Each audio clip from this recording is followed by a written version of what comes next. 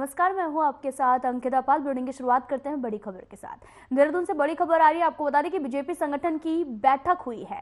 CM Dhami बैठक में हुए शामिल। सांसद, राज्यसभा सांसद भी यहां पर रहे मौजूद। कैबिनेट मंत्री सहित पार्टी के पदाधिकारी भी शामिल हुए। लोकसभा चुनाव की रणनीति भी बनाई गई है। वरिष्ठ प्रचारकों के कार्यक्रम होंगे सेट और वरिष्ठ नेताओं को प्राण प्रतिष्ठा की जिम्मेदारी दी गई है। बड़ी खबर टीवी स्क्रीन पर आप देख सकते हैं। देहरादून से बड़ी खबर, बीजेपी संगठन की बैठक आयोजित की गई। सीएम धामी बैठक में शामिल हुए हैं और सांसद, राज्यसभा सांसद भी यहां पर मौजूद रहे। कैबिनेट मंत्री सहित पार्टी पदाधिकारी भी शामिल हुए हैं और लोकसभा चुनाव की रणनीति पर चर्चा की गई है।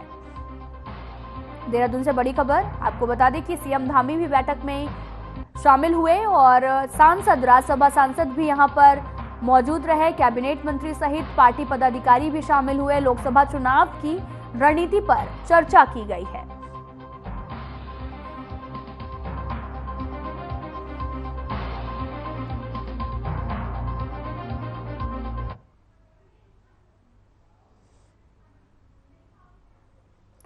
बड़ी खबर, आपको बता दें कि बीजेपी संगठन की बैठक आयोजित की गई, जहां पर सीएम धामी भी बैठक में शामिल हुए हैं और सांसद, राज्यसभा सांसद भी मौजूद रहे। वरिष्ठ प्रचारकों के कार्यक्रम यहां पर सेट होंगे।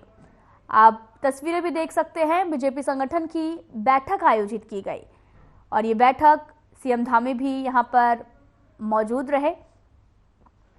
सांसद, राज्यसभा सांसद और साथ ही राज्यसभा के मेंबर भी यहां पर मौजूद रहे। बीजेपी संगठन की ये बैठक आयोजित की गई है।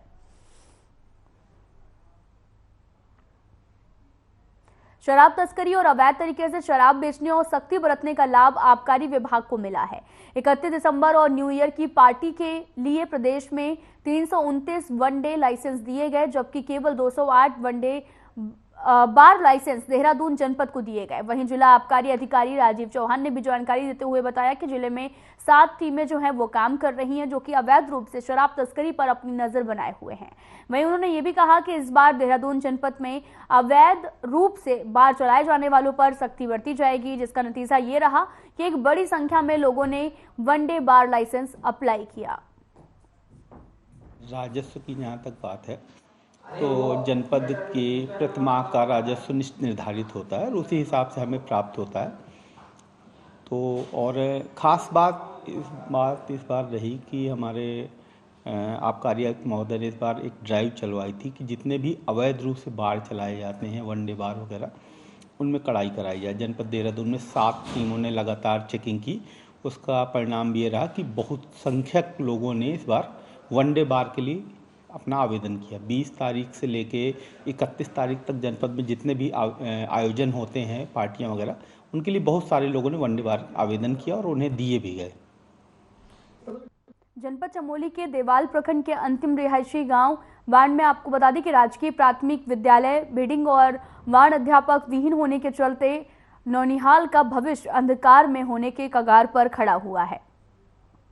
आपको बता दें कि शीतकालीन अवकाश चल रहा है, लेकिन 16 जनवरी को शीतकालीन अवकाश समाप्त हो जाएगा और स्कूलों में पठन पाठन सुचारू रूप से शुरू कर दिया जाएगा। लेकिन लगभग 2200 से भी अधिक जनसंख्या वाले वार्ड गांव में 4 राजकीय प्राथमिक विद्यालयों में से 2 विद्यालयों में शिक्षकों की कमी के कारण नौनिहालों का भविष्य अंधकारमय सा बन गया है, क्योंकि 70 छात्रों वाले स्कूल में केवल एक ही अध्यापक है।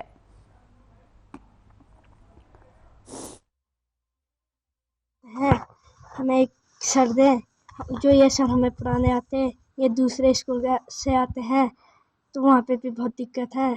हम बच्चों का भी भविष्य खराब होता है, उन बच्चों का भी भविष्य खराब हो रहा है। तो हम शासन प्रशासन से ये मांग करते हैं कि हमें एक परमानेंट सर दें। धन्यवाद। अध्यापकों के बारे में ये है कि हर टाइम पर जो है कि यहाँ पर हर 6 महीने में, साल भर में जो है कि अध्यापक बार बार ट्रांसफ़र होते रहते हैं और जब ट्रांसफ़र होता है तो फिर 6 महीने तक कोई अध्यापक नहीं आते हैं। यहाँ पे 25 से 30 बच्चे जो है कि हर रोज़ पाठ्यक्रम के लिए आते हैं, स्कूल में पठन पाठन के लिए आते हैं। बच्चों को जो है कि शिक्षा उच्च स्तरीय तो रहा दूर, न्यूनतम स्तर की भी कोई शिक्षा नहीं मिल पाती है। तो बच्चे जो है हमारे आगे भविष्य के लिए जो है कि अगले क्लास में जब जाते हैं तो वो बड़े परेशान हो जाते हैं और उसके बाद हमारे बच्चे जो की त्यों स्थिति बनी रहती है। मैं यहाँ पर अभी प्राथमिक विद्यालय बिल्डिंग में हूँ। बहुत विडम्बना है इस विद्यालय में जो है 6 माह से कोई शिक्षक नहीं है, शिक्षक विहीन विद्यालय है। यहाँ पे 23 बच्चों को होने के बावजूद भी यहाँ पर कोई टीचर नहीं है। विगत अगस्त में यहाँ पे गुरुजी का ट्रांसफ़र हो गया था, जुलाई अगस्त में। उससे पहले से हम चिल्ला रहे थे, गोपेश्वर भी गए, यहाँ पे अभिभावकों की टीम लेकर के मैं गोपेश्वर गया था और वहाँ भी हमें आश्वासन मिला था कि आपको तुरंत गुरुजी मिल जाएगा।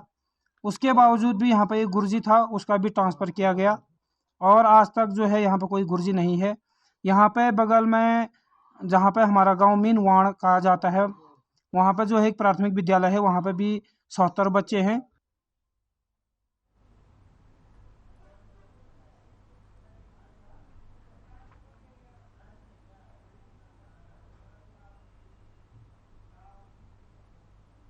अंकिता भंडारी हत्याकांड में आए नए घटनाक्रम पर उत्तराखंड कांग्रेस मुख्यालय में प्रदेश कांग्रेस अध्यक्ष करण माहरा ने प्रेस कॉन्फ्रेंस की है, जिसमें उन्होंने बीजेपी पर जमकर हमला बोला। माहरा ने कहा कि कितनी बड़ी विडंबना है कि सीएम धामी सार्वजनिक मंचों से कांग्रेस के नैतिक बल में कमी होने की बात करते हुए दिखाई दे रहे हैं। अगर सीएम में स्वयं में नैतिक बल है तो अंकिता भंडारी के पिता ने पौड़ी जिलाधिकारी को पत्र लिखकर जो गंभीर आरोप लगाए हैं उनकी व्यापक उच्च स्तरीय न्यायिक जांच करवाने का साहस दिखाएं। माहरा ने कहा कि एक तरफ तो सीएम के गृह जनपद में एक ही दिन में महंत और उसके शिष्य की दिन दहाड़े हत्या हो जाती है, वहीं सीएम के विधानसभा क्षेत्र में बीजेपी का मंडल अध्यक्ष कमल रावत कई महीनों तक नाबालिग के साथ में दुष्कर्म करता रहा और सीएम नैतिक बल की कमी कांग्रेस में ढूंढ रहे हैं।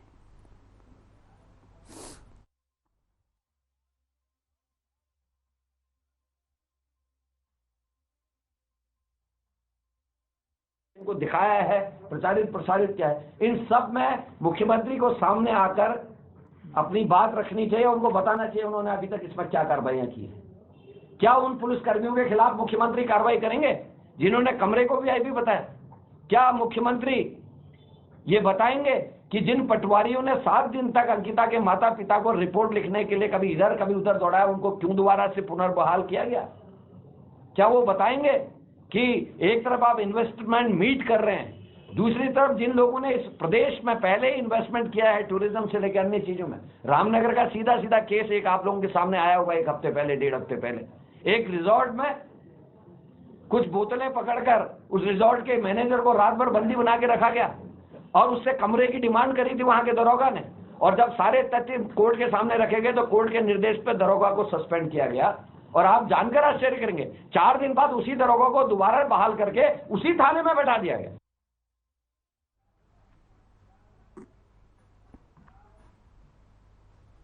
लोकसभा चुनाव में 75% वोट हासिल करने की रणनीति पर मंथन करने के लिए राजपुर रोड स्थित एक होटल में पार्टी के 33 प्रमुख दिग्गज जुटेंगे और बैठक में हर नेता को लोकसभा चुनाव के दृष्टिगत अपनी एक कार्य योजना बनानी होगी। केंद्रीय नेतृत्व में भी एक रोड मैप भेजा गया है और उत्तराखंड की परिस्थितियों के अनुरूप इस रोड मैप को अधिक प्रभावी कैसे बनाया जा सकता है, इस बारे में उन्हें सुझाव देने और बैठक में केंद्र से बीजेपी के राष्ट्रीय उपाध्यक्ष लक्ष्मीकांत वाजपेयी और प्रदेश प्रभारी दुष्यंत गौतम आ रहे हैं और सीएम पुष्कर सिंह धामी और प्रदेश अध्यक्ष महेंद्र प्रसाद भट्ट के अलावा प्रदेश महामंत्री, संगठन प्रदेश महामंत्री, पार्टी के सभी पूर्व प्रदेश अध्यक्ष, सभी सांसद और सभी मंत्री और सभी पूर्व सीएम भी मौजूद रहेंगे। पार्टी के कई वरिष्ठ नेता भी देहरादून आ रहे हैं जो कि इस बैठक में शामिल हो चुके हैं।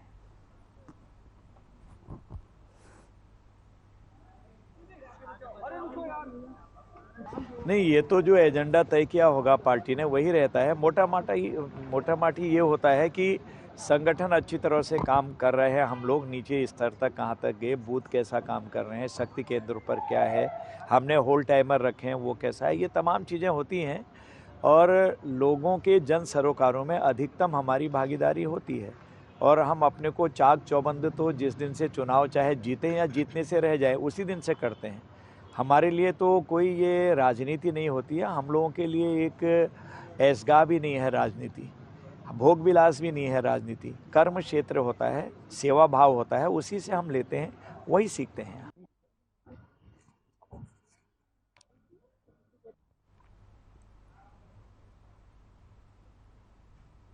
लोकसभा चुनाव में 75% वोट हासिल करने की रणनीति पर मंथन करने के लिए राजपुर रोड स्थित एक होटल में पार्टी के 33 प्रमुख दिग्गज जुटेंगे और बैठक में हर नेता को लोकसभा चुनाव के दृष्टिगत अपनी एक कार्य योजना बनानी होगी। इस समय हम देहरादून के एक मशहूर होटल मधुबन में मौजूद हैं और यहाँ पर जो है बीजेपी की एक अहम बैठक चल रही है। बैठक जो है आगामी 2024 के लोकसभा चुनाव को लेकर हो रही है, जिसमें बीजेपी के कई बड़े नेता शामिल हैं, जिसमें उत्तराखंड के जो मुख्यमंत्री हैं पुष्कर सिंह धामी समेत बीजेपी के प्रदेश अध्यक्ष महेंद्र प्रसाद भट्ट एवं जो पूर्व सांसद हैं, पूर्व प्रदेश अध्यक्ष हैं, वर्तमान सांसद, मंत्री इस बैठक में शामिल हैं और बीजेपी के जो हैं राष्ट्रीय उपाध्यक्ष लक्ष्मीकांत वाजपेयी इस बैठक का नेतृत्व कर रहे हैं, वो इस बैठक को ले रहे हैं। और इस बैठक का जो मेन उद्देश्य है वो बीजेपी को किस तरह से जो है 5 लोकसभा सीट पर मजबूत करना है। इस बैठक के माध्यम से वह सभी को निर्देश देंगे कि आगामी लोकसभा चुनाव को लेकर बीजेपी किस तरह से जो है लोकसभा चुनाव को लेकर मैदान में उतरेगी। साथ ही साथ 22 तारीख को जो है एक रामलला की जो है तैयारियों को लेकर भी इस बैठक में विचार विमर्श किया जाएगा। देहरादून से कैमरा पर्सन गौरव पंत के साथ अभिनव नायक, हर खबर।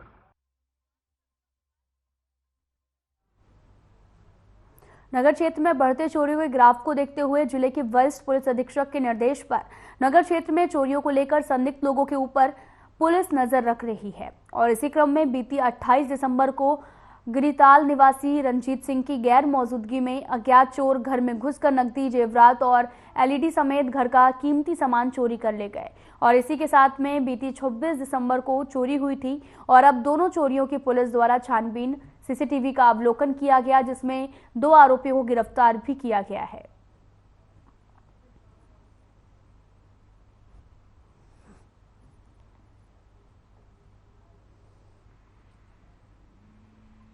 थाना क्षेत्र में 2 परिवारों में चोरी हुई थी जब दोनों परिवार बाहर थे। तो इसमें दोनों एक घर से कुछ जेवरात और स्कूटी और दूसरे घर से एलसीडी और कुछ जेवरात गए थे। इस पर हम लोगों ने थाना स्तर पर टीम बनाकर, जिसमें एसआई जितेंद्र कुमार और एसआई सोमवीर सिंह, इन दोनों के लीडिंग में हमने एक टीम 2 टीमों का गठन किया और इसमें हम लोगों ने कुछ लोकल एसपीओ से भी मदद ली थी और सर्विलांस वगैरह से चेक करते हुए हमने ट्रेस किया इन चोरों को और इसमें ये प्रकाश में आया कि 2 संदिग्ध लड़के हैं, शादाब और आसिफ, जो दोनों ही ठाकुर द्वारा मुरादाबाद के रहने वाले हैं।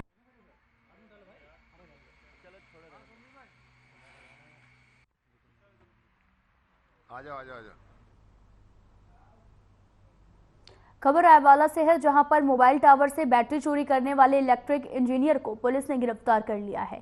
हालांकि आरोपी का एक साथी अभी भी फरार है, जिसकी धरपकड़ के लिए प्रयास में पुलिस लगातार जुटी हुई है। रायवाला थाना प्रभारी निरीक्षक देवेंद्र सिंह चौहान ने बताया कि आरोपी एक इलेक्ट्रिक इंजीनियर है और वर्तमान में एक होटल में जो है वेटर का काम करता है। पूछताछ में आरोपी ने बताया कि उसने अपने दोस्त लक्ष्मी प्रसाद के साथ में मिलकर टावर की बैटरी की चोरी की थी और प्रभारी निरीक्षक ने बताया कि आरोपी के कब्जे से चोरी की गई 24 बैटरी और टावर से बैटरी खोलने के उपकरण भी बरामद किए गए। आरोपी को पुलिस ने कोर्ट के आदेश पर जेल पहुंचा दिया है।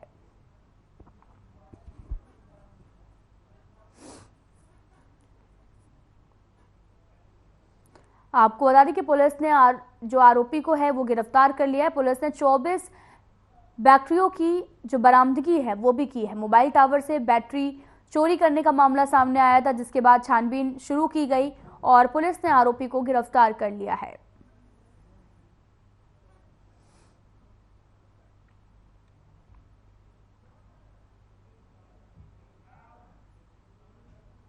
गुरु पर्व के उपलक्ष्य में गुरुद्वारा श्री हेमकुंड साहिब ऋषिकेश में निःशुल्क स्वास्थ्य शिविर का आयोजन किया गया। स्वास्थ्य शिविर में 50 से अधिक बीमारियों के स्पेशलिस्ट डॉक्टर ने अपनी सेवाएं दी। शिविर में करीब 3000 लोग स्वास्थ्य परीक्षण कराने के लिए पहुंचे और जिनका स्वास्थ्य परीक्षण करने के बाद में डॉक्टरों ने संबंधित बीमारियों की दवाइयां भी लिखकर दी। शिविर में सभी मरीजों को दवाइयां भी फ्री में उपलब्ध कराई गई और इसके साथ ही जरूरतमंद मरीजों को पैथोलॉजी लैब भेजा गया और साथ ही अल्ट्रासाउंड भी फ्री में किया गया। इस दौरान 40 लोगों ने मरीजों की जान बचाने के लिए रक्तदान भी किया। इस दौरान गुरुद्वारा श्री हेमकुंड साहिब के अध्यक्ष नरेंद्रजीत सिंह बिंद्रा ने बताया कि गुरु पर्व के उपलक्ष्य में हर साल स्वास्थ्य शिविर लगाया जाता है, जिसका मकसद यही रहता है कि ज्यादा से ज्यादा गरीब मरीज स्पेशलिस्ट डॉक्टरों से अपना चेकअप करवा सके।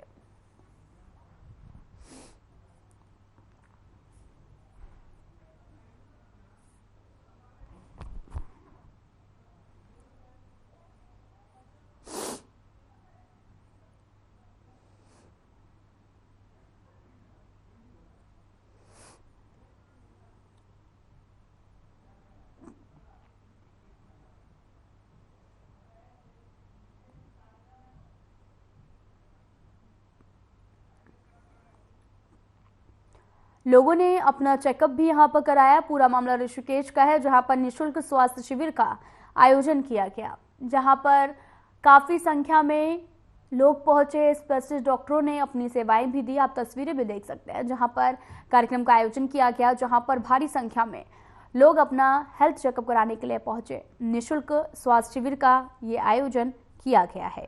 आप तस्वीरें भी देख सकते हैं जहां पर भारी संख्या में लोग यहां पर पहुंचे और अपना चेकअप कराया है।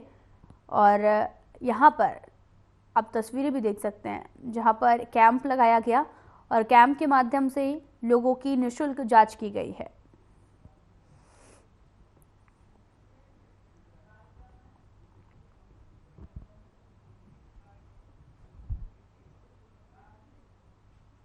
देवदर्शन कार्यक्रम के तहत आवास विकास स्थित विद्या मंदिर इंटर कॉलेज के 450 छात्र हरिद्वार की धार्मिक यात्रा पर रवाना हुए और इस यात्रा के तहत सभी छात्र विश्व प्रसिद्ध मां चंडी देवी मंदिर जाएंगे और यहां पर स्कूल के प्रधानाचार्य उमाकांत पंत मंदिर के पुजारियों के साथ में मिलकर छात्रों को मंदिर के धार्मिक महत्व के बारे में जानकारी देंगे।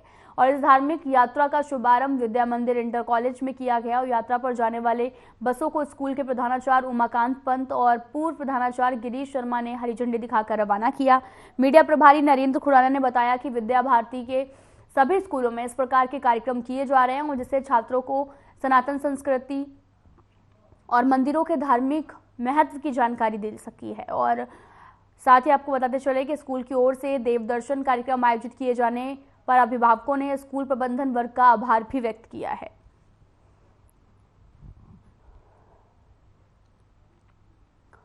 आपको बता दें कि धार्मिक यात्रा के लिए छात्र जो हैं वो रवाना हुए हैं। सरस्वती विद्या मंदिर का ये पूरा मामला है जहां पर हरिद्वार के लिए 450 छात्र बस से रवाना किए गए और जहां पर हरी झंडी दिखाकर रवाना किया गया है।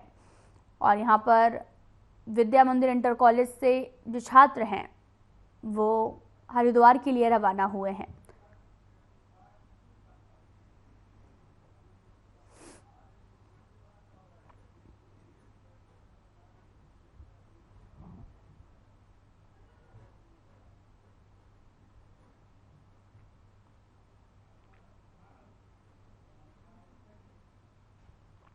अल्मोड़ा जिले के new on academy junior high school Jainoli में वार्षिक उत्सव समारोह का धूमधाम से मनाया जा रहा है। इस समारोह में मुख्य अतिथि रानीखेत के विधायक डॉक्टर प्रमोद नैनवाल और विशिष्ट अतिथि बीजेपी अनुसूचित मोर्चा के प्रदेश अध्यक्ष समीर आर्य और बीजेपी अनुसूचित मोर्चा के जिला अध्यक्ष प्रवीण कुमार सहित कई अन्य अधिकारियों ने कार्यक्रम का शुभारंभ किया।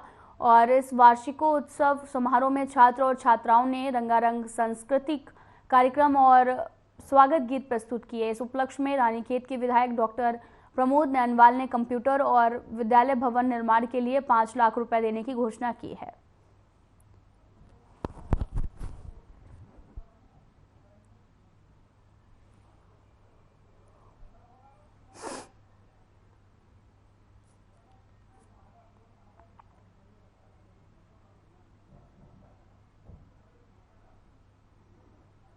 रानीखेत जैनोली में वार्षिकोत्सव में प्रतिभाग किया, जिसमें मुख्य अतिथि के रूप में रानीखेत के पूर्व विधायक यशस्वी डॉक्टर प्रमोद नैनवाल जी ने प्रतिभाग किया और विशेष अतिथि के रूप में हमारे उत्तराखंड प्रदेश के यशस्वी प्रदेश अध्यक्ष आदरणीय अनुसूचित मोर्चा आदरणीय समीर आर्य जी ने प्रतिभाग किया। कई गणमान्य व्यक्ति वहाँ पे पहुंचे और बच्चों द्वारा रंगारंग कार्यक्रम किया गया। विद्यालय के प्रबंधक आदरणीय शंकर जी द्वारा सभी अतिथियों का स्वागत किया गया फूल मालाओं से और अंग वस्त्र से और प्रतीक चिन्ह के माध्यम से। सब जितने भी अतिथि वहाँ पे पहुंचे थे विद्यालय परिवार द्वारा स्वागत किया। मैं विद्यालय परिवार को एक बार धन्यवाद देना चाहता हूँ। और वहाँ के छात्रों द्वारा रंगारंग कार्यक्रम, बहुत सुंदर कार्यक्रम बच्चों द्वारा वहाँ पे दिखाए गए और विद्यालय प्रबंधक जी से बात हुई और बताया गया कि विगत वर्षों से नवोदय विद्यालय और सैनिक स्कूलों में और अन्य जो है जैसे पुलिस में हो गया, सैनिक में, सेना में हो गया, कई बच्चों का वहाँ से चयन हुआ है। बड़ा अच्छा उस विद्यालय परिवार में जाने का अवसर हमें भी मिला और बहुत अच्छा लगा क्योंकि विद्यालय परिवार लगातार उन्नत कर रहा है। और सबसे बड़ी बात यह है कि अभिभावक और अध्यापकों के बीच बहुत अच्छा तालमेल है।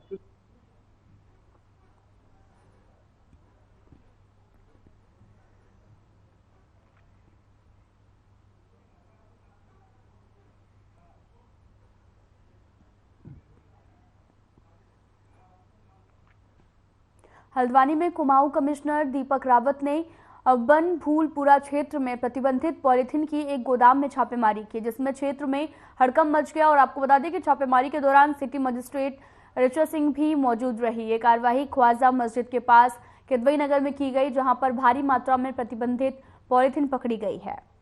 और इस दौरान कुमाऊं कमिश्नर दीपक रावत कार्रवाई में भी जुटे और उन्होंने निर्देश दिया कि शहर में किसी भी तरह के प्रतिबंधित पॉलीथीन की बिक्री ना की जाए। जो भी उसका इस्तेमाल करता है उसके खिलाफ चालान की कार्रवाई की जाएगी।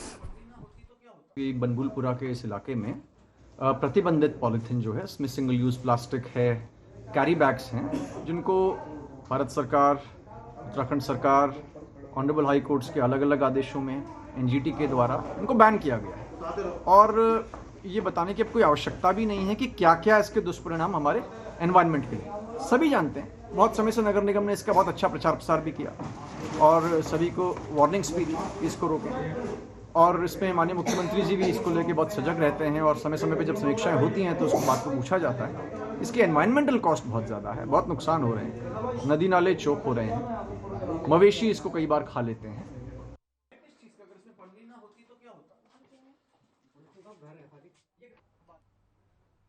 प्रदेश में इस साल बारिश और बर्फबारी न होने से सीधा असर फसलों और बागवानी पर देखने को मिल रहा।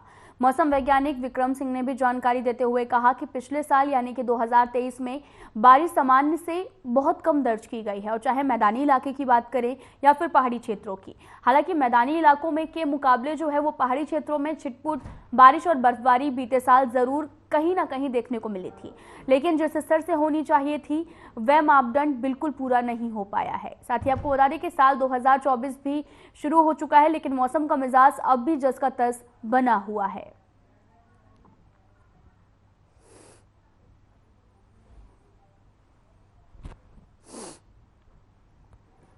बिल्कुल, देखिए जो अभी सीजन आपका रहा है जिसमें कि अक्टूबर, नवंबर, दिसंबर ये पोस्ट मानसून सीजन हमारा रहता है 2023 का। तो उसमें देखिए जो 31 दिसंबर तक जो रेनफॉल एक्टिविटी थी तो ओवरऑल हमारी जो है वो डेफिशिएंट रही है। और चाहे मंथ वाइज बात करें, आपका जो है अक्टूबर में भी कम था, -35% ही था। फिर नवंबर में देखें तो उसमें भी जो है -66% था, और दिसंबर में ये करीब जो है -75% रहा था। अगर पूरे सीजन की बात करें तो वो भी -52% के करीब हो रहा है। 26.6 mm करीब हमको रेन मिली है, और जबकि नॉर्मल हमारा 55 mm है। तो उसी लिहाज से देखेंगे तो बिल्कुल जो पोस्ट मानसून सीजन है, हालांकि ये अगर और सीजन से आप इसका कंपैरिजन करेंगे तो सबसे कम रेनफॉल एक्टिविटी है, या फिर हायर रीचेज में स्नोफॉल भी इस दौरान थोड़ा बहुत मिलता है, तो वो सबसे कम ओवरऑल एक्टिविटी की अगर मैं बात करूँ तो पोस्ट मानसून सीजन में सबसे कम होती है। सबसे ज़्यादा जो रेनफॉल एक्टिविटी हमारे को मानसून में मिलती है।